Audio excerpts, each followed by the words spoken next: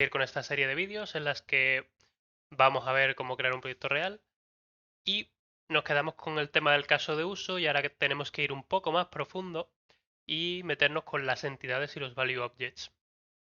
Voy a tratar de explicar todo lo profundamente que pueda cada una de las cosas, pero evidentemente, ya digo, no me puedo parar tanto, porque si no, nunca hacemos el proyecto. Si tenéis dudas y queréis que hable de ciertos temas en vídeos independientes, me lo podéis decir y yo me lo apunto. Dicho esto, una cosa que tenemos que corregir es esto, que creé aquí un share dentro de otro share y esto no tiene ningún sentido. Así que vamos a sacar el usuario fuera. Que esto ya me hace el refactor automáticamente el IDE, así que no hay problema. Y simplemente pues borramos esta carpeta share que no tiene nada. Y ya está. Solucionado ese problema. Por otro lado, pues vamos con el tema de... Aquí estamos con el Create User Use Case y ahora tenemos que ir un poco más profundo. Tenemos, por un lado, la parte de infraestructura, ahora tenemos la parte de aplicación y una capa más profunda es la de dominio, domain. ¿Y domain a qué hace referencia? Domain hace referencia a la lógica de negocio, al dominio de tu aplicación. Es decir, esas cosas que indiferentemente de que tú lo estés desplegando un, en una web o estés haciendo una aplicación de consola o una aplicación de escritorio, te da exactamente igual. Estés haciendo lo que estés haciendo, esas cosas que se van a comportar igual y que tienen que ver con tu negocio. Es decir, los pedidos, el cómo se gestiona y se manejan los pedidos en una tienda sería dominio, sin acceso a base de datos, claro está, la base de datos accedemos por encima. Nos inyectamos, como vimos, por ejemplo, en este caso, el create user para crear el usuario. Pero yo que sé, si tienes un pedido, el cómo aplica el descuento del 10%, ese cómo lo aplica y cuándo lo aplica, sí que es tu norma de negocio. Eso sí lo decide, por ejemplo, tu entidad o un value object, dependiendo del caso. Iremos viéndolo. Pero de nuevo, toda esa lógica que no va a cambiar indiferentemente de lo que estés haciendo, es decir, toda esa lógica que independientemente de donde vayas a desplegar finalmente, en este caso tenemos un servidor Fastify, pero indiferentemente de dónde lo vayas a usar, todo eso que se va a comportar igual. El cómo se comporta un usuario en tu plataforma no debería cambiar si cambias de servidor Fastify al servidor Express, da exactamente igual. O si en vez de hacer una aplicación web estás haciendo una aplicación de escritorio, no debería cambiar. Tu usuario se comporta de la misma forma. ¿Esto qué ventaja nos da separar esto? Pues que si más adelante, que además lo hemos hecho ya con aplicación, si más adelante imagínate que ahora queremos hacer una aplicación de escritorio y utilizamos, porque ahí tenemos sistemas para hacer aplicaciones de escritorio con Node. Entonces, pues cogemos cualquiera de esos, no me saldrá, de esos paquetes que nos permiten crear aplicaciones de escritorio con Node. Pues la carpeta de aplicación y la carpeta de dominio no tendríamos que tocarla para nada. Para nada. Se comportarían exactamente igual. Simplemente tendríamos que cambiar en infraestructura y añadir ahí todo lo que necesitamos para crear la aplicación de escritorio, por ejemplo. Vamos a ello. Que ya más explicación creo que no va a aportar mucho si no nos ponemos a manos a la obra. Entonces creamos la carpeta domain. Dentro de la carpeta domain vamos a crear la entidad de usuario. Que simplemente pues user.ts. TS porque como estoy con TypeScript. Lo añadimos a Git. Y bien, ¿cómo va a ser esto? Vamos a cerrar por ahora la terminal. Pues esto sí va a ser una clase, que aquí es cuando dije el tema de que vamos a utilizar tanto programación funcional como programación orientada a objetos. Para las entidades sí me hace sentido que sea un objeto como tal, que sea una clase. ¿Por qué me hace sentido? Pues porque el usuario tiene un comportamiento propio del usuario, una contraseña, un nombre de usuario, una serie de campos que pertenecen a lo que es el usuario como tal. Y tiene sentido que todo eso esté... ¿Cuál sería la palabra? Que todo eso esté cohesionado, porque una de las cosas que describe la programación orientada a objetos es la cohesión. Pues en este caso todas estas funcionalidades que son referentes al usuario, que estén cohesionadas dentro del propio objeto de usuario, nos permite primero entender mejor la aplicación, porque ya sabes que estás trabajando con el usuario, pues estás trabajando con el usuario de tu aplicación, que tiene una forma de comportarse específica. Y igual si tienes encuestas, si tienes cualquier tipo de cosa del estilo, tienes entidades que se encargan ya de manejar eso, de hacer toda la funcionalidad necesaria para que el usuario se comporte como un usuario. Nada de acceso a base de datos, vuelvo a lo mismo, ¿eh? Las entidades no acceden a base de datos, todo acceso a base de datos y demás va en infraestructura. Como máximo, y en dominio no tiene mucho sentido, sería en aplicación, lo que hacemos es lo que hemos visto, inyectar una función que accede a base de datos, pero realmente la funcionalidad que accede a base de datos va a estar en infraestructura. Nosotros simplemente la inyectamos y se usa, sin más. Menos rollo y vamos al lío. Vamos a exportar una clase que se llama usuario. En el futuro sé que voy a querer diferenciar lo que son entidades y lo que no dentro de mi aplicación. Y también voy a querer diferenciar después cuando veamos el tema de qué es un value object y qué no. ¿Cómo podemos hacerlo? Si definimos una interfaz, vamos a tener que hacer DAG typing. DAG typing, ¿qué es? Si yo tengo aquí una propiedad llamada A, por ejemplo, que tiene un valor de 1, y yo tengo una instancia del usuario, imaginaos que es una instancia que ya he hecho el new y todas estas cosas, tengo una instancia del usuario, pues el DAG typing sería hacer user.a, bueno, o hasOwnProperty, haces un hasOwnProperty y dices A para comprobar si tiene esa propiedad A, ¿vale? Y en caso de que la tenga, pues entiendes que implementa correctamente la interfaz. Eso es el DAG typing. Para evitar tener que hacer DAG typing, ¿qué podemos hacer? En TypeScript tenemos acceso a las clases abstractas, por lo que podríamos hacer un export class entity. Y esto puede usarse simple y llanamente para, para el tipado, es decir, para saber qué es una entidad y qué no es una entidad. También podríamos añadirle, bueno, esto en class es abstract class. Y también podríamos añadirle algunos métodos que sabemos que toda entidad va a tener, pero con mucho ojo, o sea, cosas que realmente sean totalmente genéricas, no añadamos cosas muy específicas, porque si no, o sea, una entidad de usuario puede tener algunos genéricos, algunas cosas genéricas similares a una entidad de encuesta, que ya vamos a ver qué quiero decir con genérico en la práctica. Pero el comportamiento de una entidad de encuesta y el de un usuario no se va a parecer en absolutamente nada. Por lo tanto, cuidado con qué metéis en la clase abstracta. Cuidado con la herencia en general. O sea, ya recordad que la industria se está moviendo a composición sobre herencia. Es decir, no heredamos de clase, en este caso, insisto, es porque quiero poder hacer un... Esto es una instancia de entidad en ciertos momentos y por eso creo esto, pero no porque realmente yo quiera heredar funcionalidad. De hecho, los métodos, vamos a implementar creo que un método o dos aquí en entidad más adelante, y estos métodos no implementan funcionalidad, simplemente indica como una interfaz que debe implementarse un cierto método, pero no hay ningún tipo de funcionalidad, simplemente es el esqueleto de que se debe implementar y ya. Entonces al final seguimos utilizando composición. Volviendo a lo que íbamos. Vamos a crear a nuestro bonito usuario. Pero ¿qué pasa? El usuario tiene campos. Antes de nada, vamos a extender de entidad para luego poder hacer... El usuario tiene campos específicos. Estos campos deben ser validados. Y hay un problema con las validaciones típicas de esto es un string y cumple con estas condiciones y tal. Y es que primero te las puedes olvidar. Es decir, se te puede olvidar en algún punto hacer una cierta validación. Y eso sería un problema.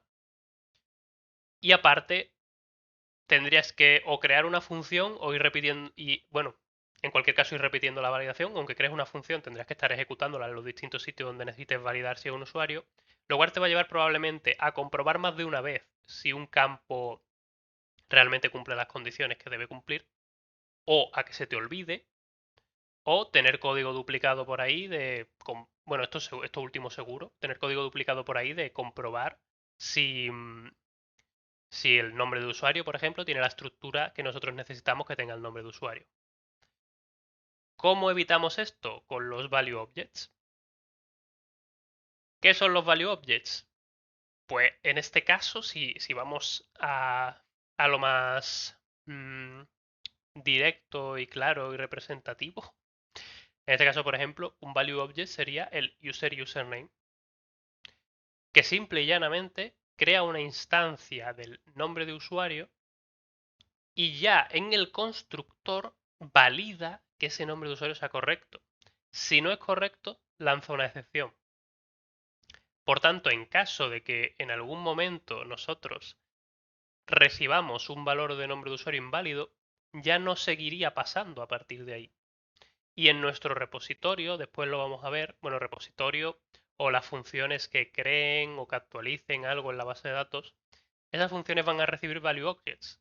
¿Qué quiere decir? Que como tú ya le estás pidiendo que recibas un value object, y además con el tipado TypeScript te va a avisar si no se lo pasas, tú ya le estás pidiendo que sea un value object, entonces tú ya sabes que si te llega un nombre de usuario y es realmente una instancia de user username, tú sabes que realmente puedes confiar en que se ha validado correctamente ese nombre de usuario con tus normas que están dentro de user username.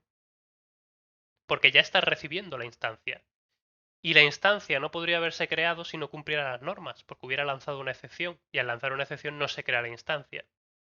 ¿Entendéis? Llega un punto, que va a ser en el caso de uso, en el que nosotros hacemos un new de la bueno, un new o envolvemos el new, que eso lo veremos después, para no hacer el new directamente y capturar la excepción y otra serie de cosas, para poder conectar un poco el mundo funcional, el mundo orientado a objetos, que hay formas de hacerlo. Y entonces nosotros capturaríamos esa excepción y devolveríamos errores en el caso de uso. Y en caso de no haber ningún error, pues simplemente se lo pasamos al, en este caso, por lo que hemos creado por ahora, al create user y crearía el usuario con la forma que lo haga la función que nos han inyectado. Que de eso no se preocupa en absoluto el caso de uso, ni el usuario, ni nada. Por tanto, castellanizando, vamos a implementarlo para que podáis verlo un poco mejor. Por un lado, necesitamos que esto cumpla una serie de cosas. En primer lugar, vamos a mover este usuario. El tipo usuario ya no... Vamos a comentar un momento esto, ¿vale? Porque voy a mover aquí el usuario para que ahora, como lo va a estar importando este mismo archivo, pues va a ser como si fuera la clase. Cuando yo lo... Porque como el nombre es el mismo, va a ser user, pues básicamente... O sea, lo que voy a hacer... Bueno, espera, antes de moverlo necesito copiar el path. Copy path. Copiamos la south path. Movemos el usuario. Lo movemos a user.ts. Y ya lo tenemos aquí. Lo borramos felizmente. Y descomentamos esto.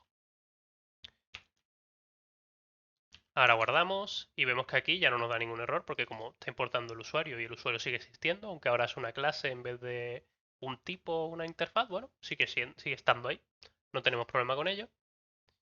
Y se sigue usando aquí para el retorno. Ahora nos sale en amarillito porque es una clase, antes nos salía en verde porque era un tipo. Vale. Pues ahora que tenemos nuestra clase de usuario como tal, también vamos a mover las user options. Sí, las user options también vamos a moverlas, realmente. Create user no. Create user por ahora vamos a dejarlo ahí. Porque las user options vamos a necesitarlas para construir el usuario, ahora lo vais a ver. Esto es simplemente un tipo, una interfaz, ¿no? En caso de que no uséis TypeScript, pues os da exactamente lo mismo. Vale. Ya que tenemos esto, lo subimos para aquí. Bueno, de hecho, vamos a dejar... Bueno, vamos a dejar la entidad así, no hay problema. Por un lado, nosotros tenemos user options y antes de crear las user options, nosotros necesitamos los value object. Porque vamos a crear, por ejemplo, uno de ID, simplemente para empezar. Vamos a crear un Sport Class User ID.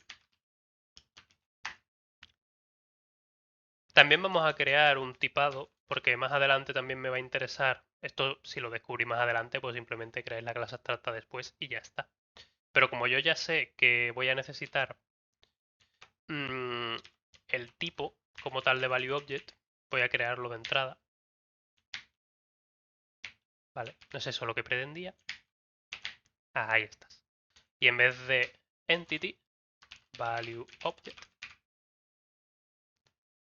El value object ya sé que va a tener una cierta cosa, porque esto lo tienen todos los value object. Y es que va a tener un método. Sí, va a tener un método. Bueno, realmente no va a ser un método, va a ser una propiedad. Lo que pasa es que aquí dentro de JavaScript puedes hacer propiedades como métodos con los getters y tal. Lo que va a tener es un getter que retorna un balón. Un balón. Claro que sí, retorna un balón de toda la vida. Un valor. Y este valor es un no. Y aquí nos está dando un error. Bueno, antes de nada. Esto tendría que ser abstracto. Perfecto. Pues ahora tiene abstract get value. Y lo que le pide es que, es que implemente value a sus hijos. Por cierto, no vais a ver un nivel de herencia más. O sea, tengo una clase abstracta, heredo de ella para darme una estructura, porque además podéis ver que realmente no he implementado nada. Lo único que le he dicho, oye, esto va a tener una propiedad que va a ser value. Bueno, va a tener un getter que es value. Fin. No le he dicho más nada. Simplemente te he dado estructura. Esto es muy importante. Yo no voy a meter comportamiento en value object ni voy a meter comportamiento en entity. Al menos por ahora no. Y solo introduciría cosas que fueran muy genéricas. Muy genéricas. Nunca nada que pueda ser ciertamente particular para una entidad. Porque en el momento que haces eso estás usando mal la herencia, porque en el momento que quieras heredar en una que no cumpla con ese paradigma, vas a tener que implementar ciertos métodos o vas a tener cierta funcionalidad que no necesitas. Y eso lo tenemos que evitar. Porque si no, o sea, espero que no os moleste, pero os estoy intentando dar teoría, porque para entender las cosas realmente hace falta la teoría en este caso. Entonces acabarías teniendo, si acabas implementando este tipo de cosas, acabas teniendo el problema del mono y la banana, que se le llama, que es cuando tienes que declarar al mono entero para usar la banana que la tiene en la mano, ¿no? Es como tienes una clase con un montón de métodos, que esto se puede ver mucho, por ejemplo, en Android. Creo recordar que había una clase, por ejemplo, Vue, que tenía cientos de métodos, pero eso es muy normal en las clases que extiendes, por ejemplo, de cuando estás haciendo mobile y tal. Y claro, ahí tienes el problema del mono y la banana multiplicado por 1000, porque literalmente a lo mejor vas a utilizar 3 métodos cuando extiendas de Vue y por debajo tiene lo más grande de cosas que no vas a usar para absolutamente nada. Entonces eso hay que evitarlo, sin duda. Entonces, dejando nuestro mono y banana a un lado, vamos a darle caña. El user ID, pues como hemos indicado arriba, va a tener un getter de value. Pero vamos a tener un método privado, bueno, un método privado, una propiedad privada, read only. Esto en JavaScript Vanilla no lo tenéis, ¿vale? Así que olvidadlo. Están ahora poniendo las propiedades privadas con una almohadilla primero, que lo van a añadir en futuro. No sé si ya está en las versiones actuales de JavaScript, pero bueno, por ahora no está. Y con private, con la cláusula private, seguro que no. Entonces voy a poner value con un slash bajo, que simplemente para... O sea, en JavaScript se solía indicar como que el value con el slash bajo era algo privado. Pero en este caso es más simplemente porque como voy a tener el getter, que es value, sin el guión bajo, pues para no repetir el nombre, porque no podría hacerlo. Entonces tenemos aquí un value, este value va a ser un string, porque va a ser, el user ID va a ser un UID, no va a ser un ID cualquiera. Y por otro lado, tenemos que implementar el constructor, que recibe un valor, que es un noun, y básicamente no podríamos, directamente ya nos va a tirar el y de un problema aquí, o sea, y TypeScript como tal, porque no podemos asignarlo porque, claro, esto está recibiendo un unknown y nosotros le estamos diciendo que el valor es de tipo string. Así que necesitaríamos hacer las validaciones pertinentes y ahora vamos a ello. Pero antes de nada vamos a implementar el método value, bueno, el getter value, realmente, que retorna un string, y este string es this, return this value. Vale, perfecto. Ahora vamos a empezar con las validaciones. Lo primero que necesitamos es el verificar si es un string, que eso lo podemos hacer fácilmente con randa. O sea, lo puedes hacer también con una función manual, pero bueno, yo lo voy a hacer con randa, que ya estoy utilizando esa librería y para hacer composiciones y tal. Entonces, podríamos aquí comprobar is string, ¿vale? ¿Y cómo lo podemos hacer? Podemos un rpipe. Y lo que comprobamos es el tipo, o sea, obtenemos el tipo del parámetro que nos hayan pasado. Y ahora comprobamos si ese tipo es igual a string con mayúscula en la primera. Vamos a importar randa, que me está dando aquí el error. Y listo, con esto tenemos el isString, sin más. Ahora, aparte del isString, podemos tener... bueno, antes de nada, el isString, lo que podemos hacerle... Bueno, venga, voy a dejar que dé el error para que veáis para qué sirve lo que iba a hacer. Luego tenemos const isUID para verificar que esto va a ser una expresión regular. Voy a buscar la expresión regular porque obviamente no me la sé de memoria, no soy tan mazoca. Así que vamos a poner aquí bueno, UID regex. Perfecto. La expresión regular sería esta. Que la vais a tener, o sea, tened en cuenta que esto lo tenéis en GitHub, o sea, si necesitáis copiarla algo de lo que veis aquí lo vais a tener en GitHub y en la descripción va a estar el repositorio. Vale, ¿y ahora qué necesitaríamos hacer? Pues rpipe. Bueno, en este caso necesitamos hacer las dos comprobaciones, es decir, necesitamos saber si es un string y necesitamos saber si cumple con la expresión regular. Así que lo que vamos a hacer es all pass, que esto básicamente lo que hace es que si alguna de las condiciones, o sea, tienen que cumplirse todas las condiciones que yo le pase en el array para que realmente sea true. Con que una de las condiciones sea false, retorna false. Entonces, en primer lugar, verificamos si es un string. Bueno, is, no me importa si is string. Y aparte de isString, necesitamos el UID regex, que lo que necesitaríamos es r.test para testear la expresión regular. UID regex. Vale, a ver. Ahora verificaríamos aquí si is UID y le pasamos el valor que hemos recibido. Hop. Bueno, en este caso querríamos si no es UID. Para eso lo que podemos hacerle es simplemente el not. En este caso no podríamos utilizar el not de randa o el complement, pero en este caso me va a complicar la vida.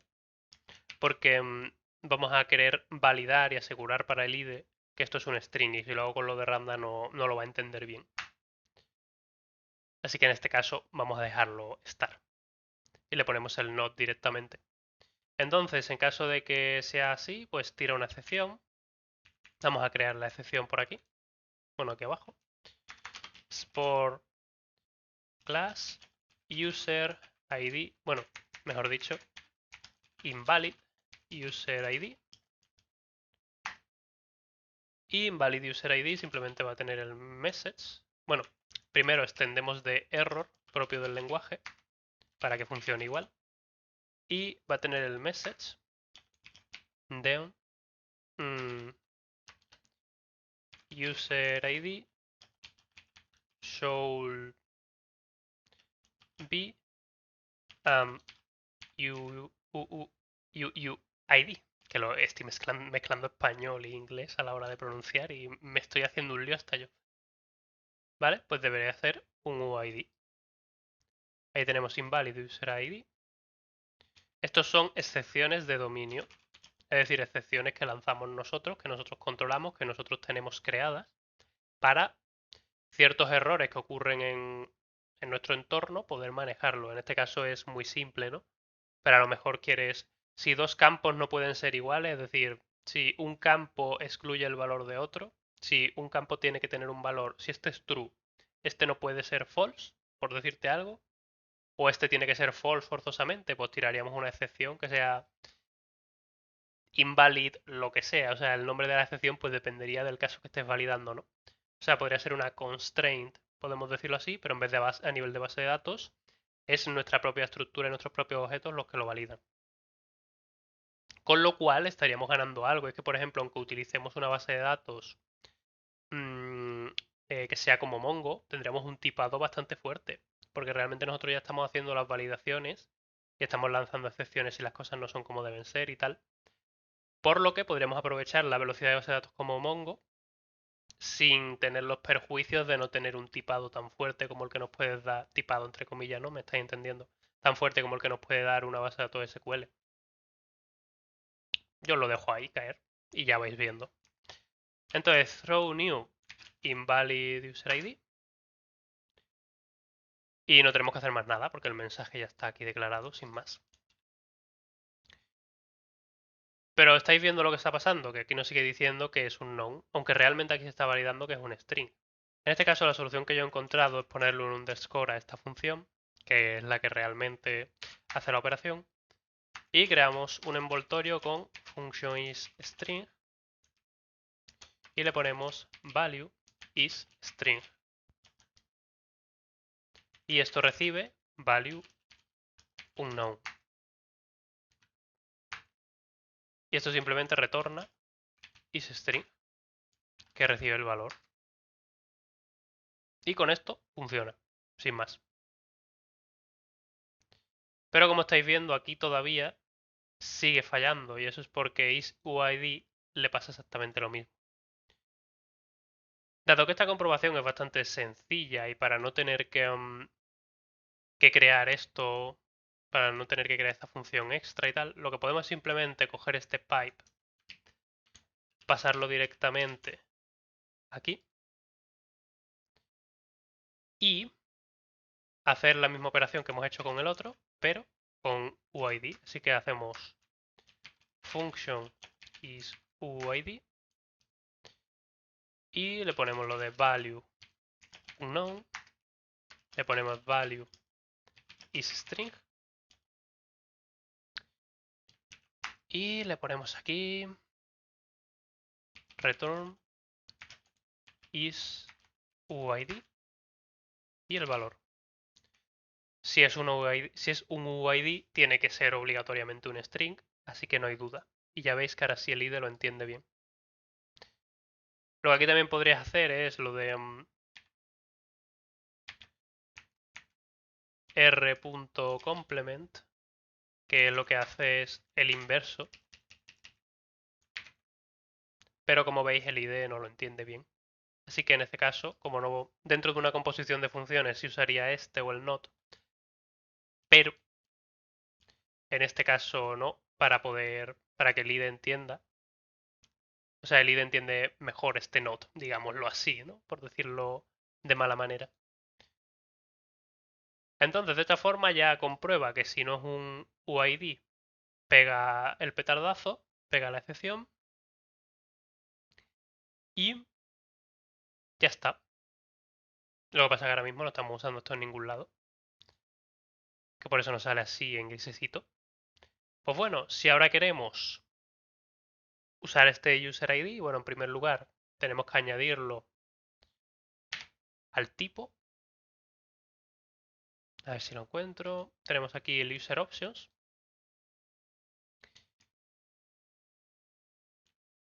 Bueno, user options no. Vamos a crear uno que es user constructor options, que son las que va a recibir en el constructor el usuario.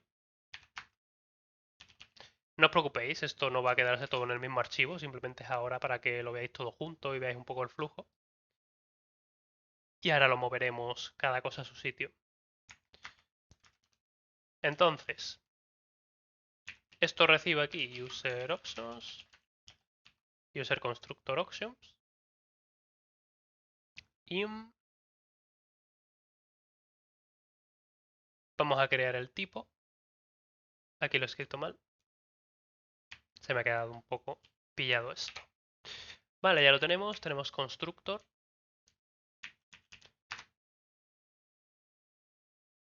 Y vamos a crear un objeto. Bueno, esto ya dejaría de ser realmente un tipo como tal. Vamos a ponerle una interface. Y para empezar tendría el ID, que es lo que hemos creado, y sería un user ID. Esto es lo que os he comentado antes. Si os fijáis, user options contiene el ID, que es obligatoriamente un user ID. ¿Esto qué quiere decir? Que yo sé que si aquí en mi entidad me entra un ID, ya es un ID validado. O sea, no tengo que desconfiar de ese valor. Puedo creerme que eso es realmente un UID. Bueno, es un user ID, que en este caso es un UID. Correcto. Y ya está. No tengo ya que pensar en esto será un valor válido, no lo será, será un null, será. No, me da igual. Ya lo he comprobado antes. Dicho esto, vamos al lío. Ahora lo que crearíamos aquí.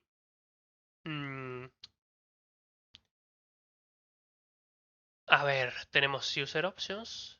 User options. Vamos al caso de uso un momento, que estoy dudando porque vamos a necesitar un tipo más, pero no sé si iría aquí. Sí, iría aquí. Vamos a renombrar este user options por user input options, porque es el que se está usando ahí fuera. Ok, gracias. Input options. Vale, si vamos aquí, ya ha cambiado por user input options con el refactor, que por si estáis usando WebStorm, control RR, y le podéis renombrar. User input options va a extender de record string unknown y no va a ser un tipo, sino una interfaz. Y este llevaría un ID, pero el ID sería de tipo unknown. ¿Por qué sería de tipo unknown? Porque recordad que esto es para usarlo aquí en el caso de uso, las opciones que nos vienen desde fuera. ¿Qué ocurre con las opciones que vienen desde fuera? Que una vez llegan aquí todavía no están validadas. Todavía podría ser un null, el ID podría ser null, un defined, o no ser un UID válido, no sabemos. Por eso un known, desconocido, o sea, no sabemos. La diferencia entre un known y any es que any, el ID pasa de todo. O sea, bueno, el ID no, el TypeScript pasa de todo. Si le pones any, no valida nada con esa función, con ese valor. Pero si le pones un known, entiende que puede ser cualquier valor, pero sí te va a pedir que lo valides. Te va a marcar error en caso de que no lo valides. Esa es la diferencia. Por eso lo normal, exceptuando casos en los que sepas lo que estás haciendo, es usar un known y así te va a exigir que lo valides. Por eso aquí en User Input Options estamos poniendo un unknown y por eso el User ID que tenemos aquí arriba recibe un unknown que ya realiza la validación pertinente, que es por eso por lo que el ID nos decía antes que esto no era un string y todo este tipo de rollo, y hemos tenido que hacer esta validación. O sea, indicarle al ID de forma explícita que si se hace esta validación automáticamente es un string y que no se preocupe, que es así. Y por eso recibimos el valor como un known. Y por eso user input options es un known, porque se va a utilizar en el caso de uso. También podemos utilizarlo en algún otro sitio después, no lo sé. Pero por ahora se va a usar en el caso de uso. Y ahí no tenemos la información validada ni nada. Así que tipo un known. Y lo que vamos a necesitar es otro tipo, que ahora vais a ver para qué, que va a ser de verdad el input options. Bueno, input option no, el user options. Ahora sería export interface user options. Y esto sería un ID string. Aquí ya entendemos que ya hay información validada y todo este tipo de temas. Ya sabemos que la ID es un string. ¿Dónde vamos a usarlo por ahora? Pues aquí vamos a hacerle un implements user options en el usuario. Así nos va a pedir que todos los campos que vayamos añadiendo aquí los vayamos añadiendo también como un getter aquí, que es lo que buscamos específicamente. Entonces, ¿cómo añadimos el ID en el usuario? Porque de alguna forma tenemos que añadirlo, ahora mismo no tenemos forma. Pues lo que hacemos es, hacemos private read only, añadimos el ID con el underscore baja, la misma lógica que hemos hecho aquí con el value. Le decimos que esto sería un string. Por otro lado, hacemos this en el constructor, lo asignamos de user options. Bueno, no sería un string, disculpad. Esto no sería un string, esto sería un user ID. Disculpad. Y entonces lo que hacemos es que de user options cogemos el ID. User option es user constructor options y el ID es un user ID. User ID. Mezclando español e inglés, doloroso. Y entonces ahora nos está marcando aquí un error y es porque la propiedad ID es faltante. Es decir, lo que tenemos es que poner aquí nuestro getter de ID. No es necesario ponerlo de público, pero yo prefiero especificarlo. Y esto sería un string. Y simplemente retornaría this.id.value. Que el valor es un string, como podemos ver aquí. El valor del user ID es un string, por tanto no nos marca nada extraño. Y nos permite hacerlo sin problema. Si intentáramos devolver this.value, pues nos saltaría de, oye, que esto no es de tipo string. User ID nos asignable a tipo string. Así que accedemos al valor como tal. Una cosa que se me ha olvidado comentar de los value objects es que los value objects son inmutables. Siguen el paradigma funcional de no se modifica nada. ¿Qué ocurre si tú quieres un nuevo user ID? Tienes que crear una nueva instancia de user ID. Nunca debes permitir dentro de esto que se modifique. O sea, si por ejemplo, imagínate que tienes algún tipo de campo que es un número, imagínate que tienes un campo de temperatura, ¿vale? Pues si ese campo de temperatura tú quieres incrementar la temperatura y le pones un método increment, por decir algo, ese método increment no cambia el valor del objeto anterior por el nuevo, sino que ese método increment te devuelve un nuevo objeto temperatura, temperature, un nuevo objeto temperatura con el nuevo valor. Así mantenemos la lógica que hemos dicho desde el principio de mezclar programación funcional y orientada a objetos. Este enfoque funcional de inmutabilidad, los value objects son inmutables. Así podemos garantizar que si pasamos un value object, siempre tiene el mismo valor. Y no si en alguna operación intermedia se modifica el valor del objeto, ahora automáticamente está fallando en otra parte de la aplicación totalmente distinta y no sabemos por qué. Y ahora encontrar en qué línea se está modificando el value object, no. Devolvemos un nuevo value object y listo.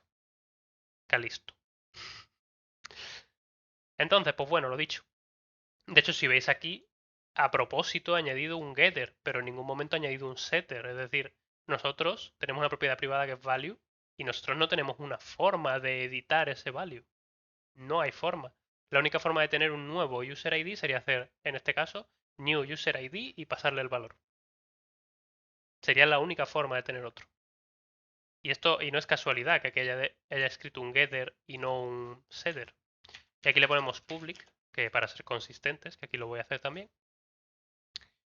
Esto es importante, siempre que hagáis algo, no es que haya una forma correcta de hacerlo, pero tratad de ser consistentes. Si lo hacéis de una forma, lo hacéis de esa forma, no lo hagáis de 10 distintas. Y ahora mismo solo tenemos el ID y vamos a añadir más campos más adelante. Pero antes de añadir más campos, lo que voy a hacer es enviar esto a sus respectivas carpetas y sus respectivos archivos. Por un lado, vamos a empezar value object y un entity. lo que podemos hacer aquí en dominio y decir, pues bueno, vamos a crear un directorio que sea types o types debería poner.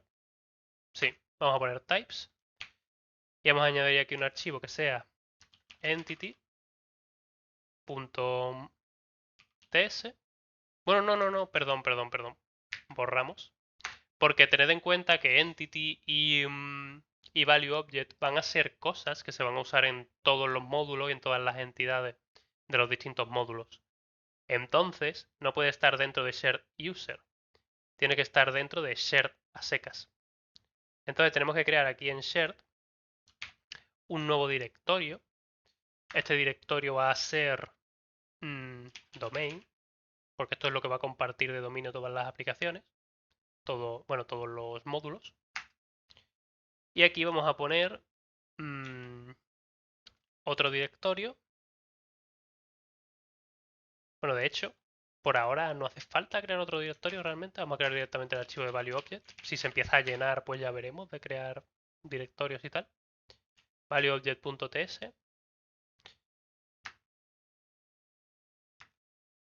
Copiamos el path igual que antes. Y movemos esto.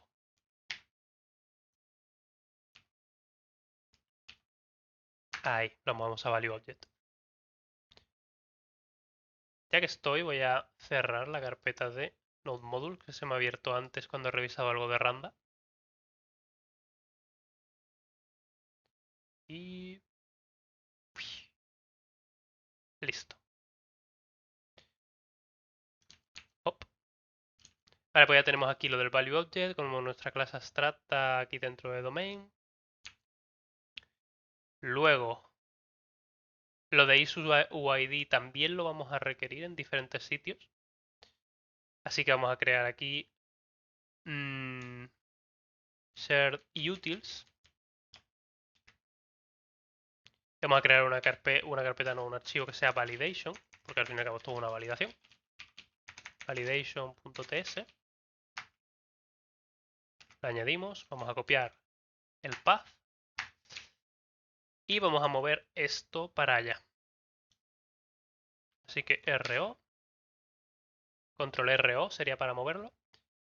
Y queremos mover el UID, las regex, el las bajo UID, la función como tal, y user ID no, y ya está. En principio no queremos mover más nada. Pegamos aquí lo de validation y hacemos nuestro refactor. Y ya tenemos aquí estas funciones. Ahora, ¿qué más tenemos que mover? Como veis es que con el IDE es súper sencillo. Hacer un refactor y mover las cosas de sitio es bastante cómodo. Luego vamos a mover el user ID. Esto va a tener su propia carpeta, de hecho. Vamos aquí a domain. Vamos a crear un directorio que sea value objects. Y dentro del directorio de value objects vamos a crear un archivo que sea userid.ts.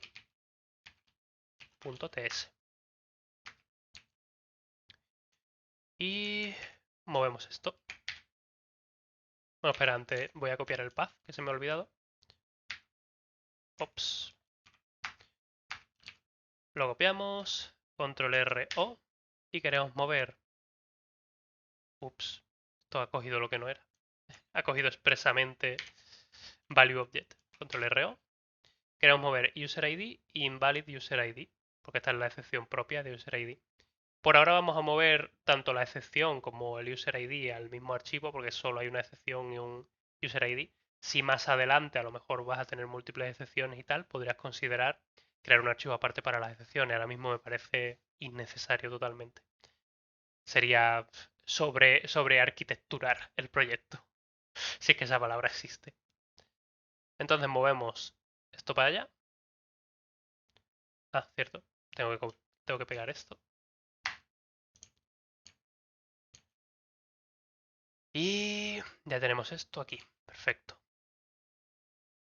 Los tipos voy a dejarlo por ahora en el propio usuario.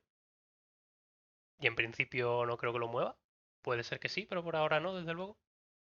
Y ahora lo que necesitamos es para la entidad, que sería igual aquí. Tenemos file entity.ts, lo añadimos, copiamos el path y movemos esto para allá. Y refactor. Perfecto, sí, todo en su sitio. Luego me queda algo por mover, ¿no? No. Y está todo como debería. Vamos a revisar un poco. Sí, en principio está todo como debería. Pues esta sería la estructura. La crearíamos. Podemos crear el user username, el user password y así sucesivamente. De hecho, vamos a ir creándolos. Pero creo que por este vídeo vamos a dejarlo aquí. Por cierto, esto básicamente hago que extienda record string unknown. Ya entenderéis por qué. Porque más adelante vamos a necesitar que sea así. Pero por ahora simplemente ponedlo. Y nada, hecho esto, vamos simplemente a pasar el linter para asegurarnos de que todo está en orden.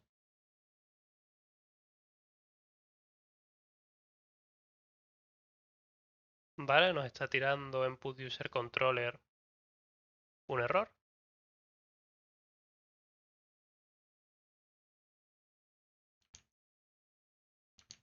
Vale, si vamos a create user use case, tenemos por aquí las user input options. Ah, claro, porque como ya le estamos diciendo lo de que retorna un usuario, realmente esto no es una instancia de la clase usuario, pues nos está tirando un error. ¿Ves cómo son muy útiles los linter y demás? Porque estas cosas se te olvidan y ya está, y te quedas tan ancho. Y luego está todo petando por ahí. Así que bueno, aquí tenemos el user. Lo que podemos hacer, bueno, create user, el error puede devolver una promesa o null. ¿Cuál es el problema? A ver. Ah, cierto, que nosotros habíamos cambiado los errores. Los errores realmente son, no es un array, fallo mío, sino que es un record string string. Entonces esto realmente sería un objeto así. Y ya está, eso es todo. Porque es lo que os comenté, que tiene que tener el nombre del campo y el valor del error. Simplemente era eso. Así que volvemos a pasar el linter.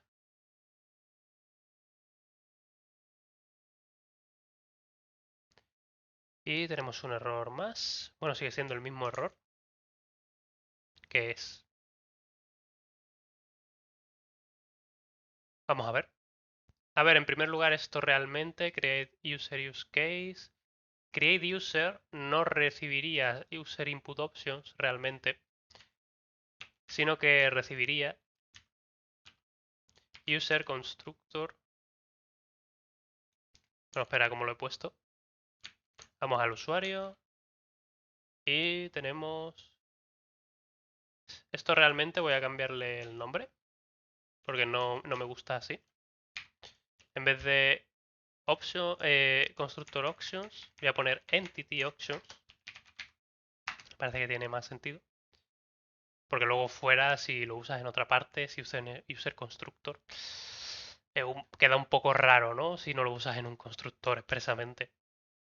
Así que pongamos user entity options, que simplemente hace referencia a las mismas opciones que recibe la entidad. Y aquí user entity options, que realmente, porque recordáis lo que os comenté, ¿no? Que esta es la función de crear usuario y tal, lo que realmente ya recibe son los value objects como tal. No recibe strings o cualquier cosa de ese estilo, para asegurarnos lo que comentaba, que si ya llegamos a crear algo en base de datos, ya toda la información esté validada. Por tanto, que estén en value objects, que ya tengan sus validaciones propias dentro. Problema, que user options son user input options, porque es cierto que el caso de uso va a recibirlo así. ¿Qué podemos hacer por ahora? Pues simple y llanamente para ir solucionándolo, lo que podemos hacer es simplemente new user ID, y pasamos user options. Esto además vamos a ponerlo como un partial porque a lo mejor alguna opción, recordad que esto viene desde fuera, esto viene desde el controlador, desde internet, entonces puede ser cualquier cosa, igual te viene o sea, ya es un objeto porque ya lo hemos parseado con el request body parser, pero no sabemos si a lo mejor no viene con todos los campos, porque a lo mejor te envían el ID, si imagínate que tiene ID, nombre de usuario y contraseña, te envía solo la contraseña o solo el nombre de usuario. Entonces, para evitarnos excepciones por eso, lo que podemos usar es el punto, bueno, a ver si puedo, username, bueno, username no, ID, que username todavía no está. Con esto lo que hacemos es que en caso de que esto no esté definido o lo que sea, pero en este caso, bueno, en verdad no hace falta, déjalo estar, porque siempre va a ser un objeto. Pero en caso, por ejemplo, de que user option pudiera no estar definido, le puedes poner el interrogante, que eso lo vamos a ver con los modders más adelante para testing. Y así te garantizas de que te devuelva nulo o undefined o algo así, pero por lo menos no te pete, no te lanza una excepción. Que es lo que pasaría si haces, por ejemplo, de un null punto algo, que te lanzaría una excepción. Vale, pues lo dicho, aquí tenemos el ID, así que simplemente vamos a poner aquí el ID. Y por ahora con eso va a funcionar. Pero hay otra cosa por solucionar. Vamos a ejecutar el lint para ver que no haya ningún problema más con esto. Vale, parece que sigue habiendo el problema en el controlador.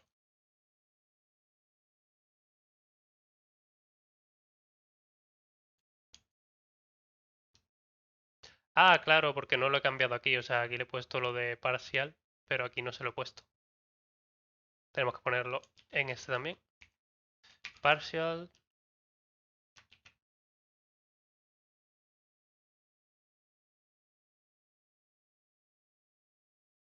Y aquí dentro también.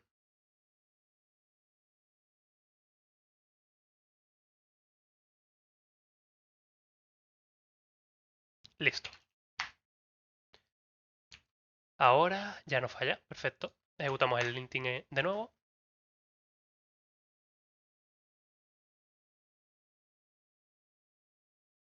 Y nos sale lo que nos salía antes del request y el reply. Ahora lo que vamos a hacer es ejecutar el test que teníamos nosotros aquí de put user controls access, que va a fallar. Ahora lo vais a ver.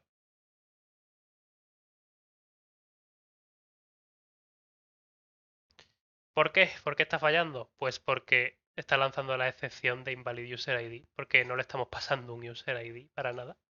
Para solucionarlo rápido, porque todavía no nos vamos a poner a crear los modders en este vídeo, podemos ir a put user control access y simple y llanamente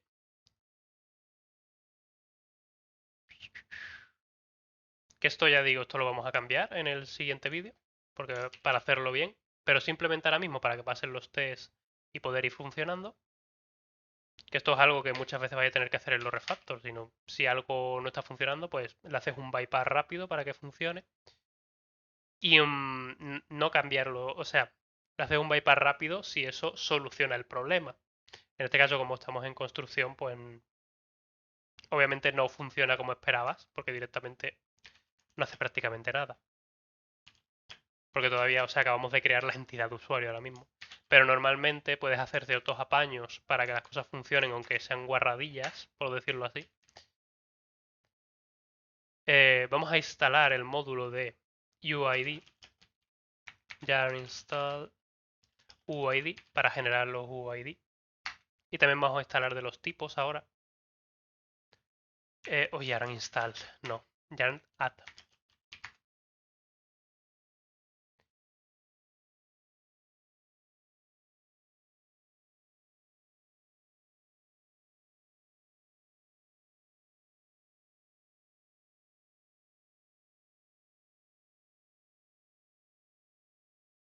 Vale, ya lo tiene instalado. Vamos a instalar ahora como dependencia de desarrollo el de los tipos, porque eso en producción no nos hace falta. Esto es solo para TypeScript. Y TypeScript una vez transpilado pues no necesita tipos para nada. Y ya lo tenemos instalado, perfecto. Salimos de aquí y simplemente pues hacemos v4 y importamos... Bueno, espérate. Creo que lo está importando correctamente, a ver. Sí, está importando de UID. Simplemente estamos utilizando la versión 4 de UID y ya está, que es una versión que lo genera de forma totalmente aleatoria. Las otras versiones, algunas se basan en el tiempo, por ejemplo, otras en la MAC de la máquina, este tipo de cosas. Esta es aleatoria. Así que hacemos un v4 y simplemente le pasamos un UID a cada uno, porque con esto ya va a funcionar. Y esto igual. New User ID v4 y ya con esto va a funcionar. O debería funcionar.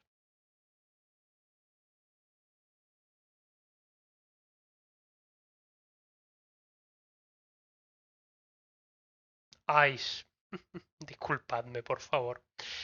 Esto lo estamos tirando al controlador. El controlador no recibe entidades, ¿vale? Ni value objects. Esto es el v4, el string v4 sin más. Hop. Esto sería si lo estuviéramos, bueno, si estuviéramos testando el repositorio o algo así, pero en este caso no. Ya os digo, esto no lo vamos a dejar así, lo de generar de esta forma el UID, pero ya lo veremos con los modders en los próximos episodios.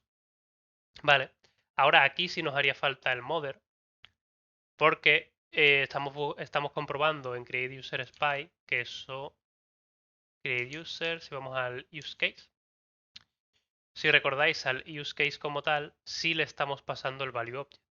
Así que aquí sí necesitaríamos especificarlo. Es decir, hacemos aquí esto, que se ha llamado con ID, New User ID, y la misma ID que le estamos pasando en el body, así que body.id y todo perfecto.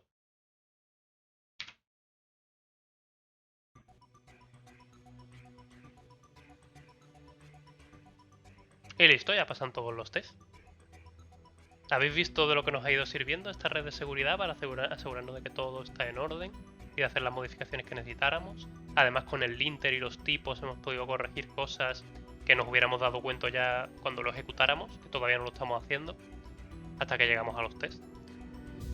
Por un lado, solucionamos todos los problemas más evidentes gracias al ID, el linter y los tipos. Y por otra parte, con los tests terminamos de verificar si realmente la estructura se está comportando como nosotros queremos. Así que espero que os esté gustando. Dale like, comentario y suscribíos. Si, de nuevo, si queréis que aclare algún término o algo específicamente en un vídeo más en profundidad, me lo podéis decir. Y nada, compartidlo con las personas que creáis que pueden sacarle partido y aprender con estos vídeos. Hasta la próxima.